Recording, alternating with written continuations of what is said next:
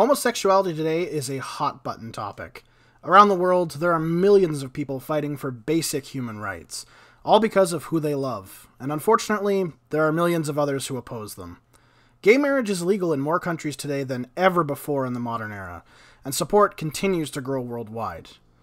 It's a fight that's been going on for a very long time, and while people look back and remember things like Stonewall and the initial equality movements of the 20th century, few look further. And I wondered to myself, with this issue at the forefront of global politics, how was homosexuality viewed hundreds to thousands of years ago? How did different empires and eras view it? A sin? Totally fine? Let's press pause on today and look back at yesterday's homosexuals. First things first, what and when is the first evidence of homosexuality? The answer is rock art, a long-ass time ago, between 9600 BC and 5000 BC. We have rock art in Sicily depicting phallic male figures in pairs, depicting many different activities like hunting, doing acrobatics, and of course, intercourse. There is also the Aeon Sacri lover sculpture from around 9000 BC, which is the oldest representation of sexual intercourse, though the genders of the persons is entirely unknown. The Neolithic and early Bronze Age have little in evidence of homosexuality and whether it was accepted or not. However, a few pieces point to it being accepted in at least a few prominent cultures. Ancient Greece and Cyprus burials have figures that are dual-sexed or without any kind of identifying characteristics. Some authors say it's a third sex, as Greece often depicts homosexuals later in its history. The Greeks and their relationship with homosexuality will be in a video entirely on its own. In the Bronze Age, Egypt has quite a few nobles engaging in homosexuality, pointing to its acceptance at least in the early kingdom. Kumhotep and Nyank, I can't pronounce that, I'm going to call them Nyan, are the first recorded same-sex couple in history. They were the overseers of the manicurists of the Palace of the King. That is a friggin' mouthful, and you thought being just called the cashier, head cashier, was hard. And much of their artwork shows Kimhotep in the position usually occupied by the wife. The two were buried together in a joint tomb as well.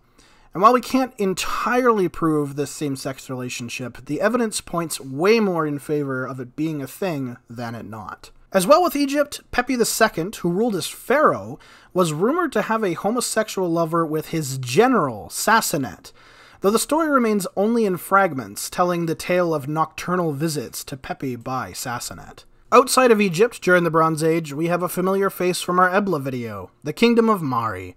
King Zimri Lim is recorded to have had male lovers and homosexuality being legal, or at least unpunished, during his reign. Now, that seems like a good amount of acceptance, and it is, which is positive. However, some weren't so loving.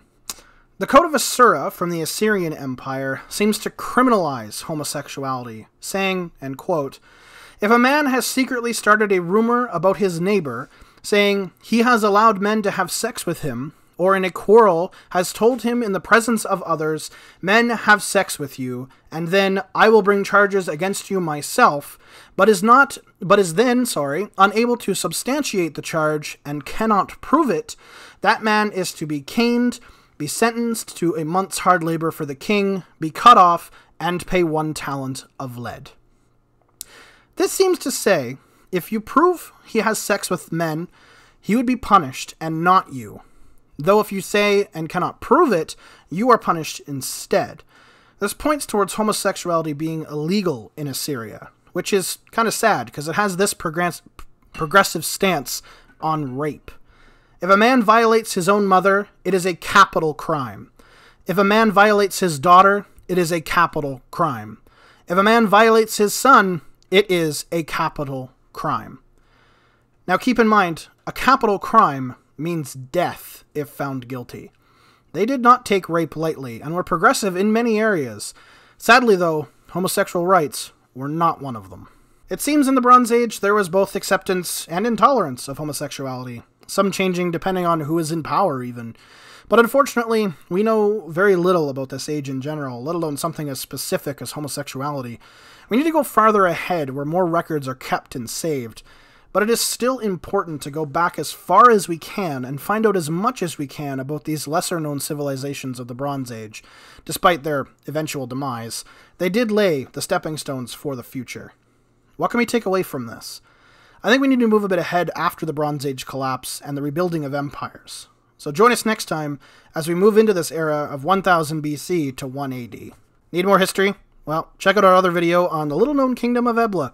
Thanks for watching. Maybe hit that sub button. More stuff in the future, hopefully. Yeah. Thanks, and bye.